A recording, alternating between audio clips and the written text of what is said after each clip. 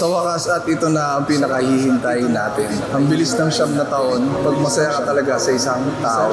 Nung una kitang nakita, isa ka palang dalagang puro bulutong. Inaalala ko ang mga panahong nakamotor tayo kasama si Warsak. Maraming bagay ang wala sa atin ng mga panahon na yon. Pero tayo ang pinakamasaya. Pero bukod kay Warsak, ay ang di mo alam, ay kinargahan mo rin ako.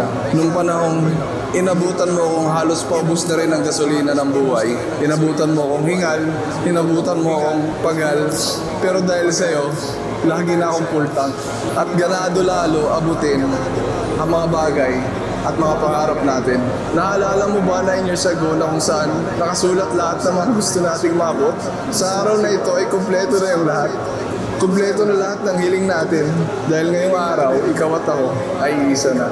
Deserve mo ang the best, PBs. Sa mga parating na araw, buwan at taon, buong puso kong yayakapin lahat ng maganda at pangit na mangyayari sa buhay natin. Dahil tulad ng sinabi ko sa'yo, wala tayong di kayang lampasan basta magkasama tayong dalawa. Sabay natin bubusugin ng pagmamahal at ligaya si Kidlat at ang magiging anak natin.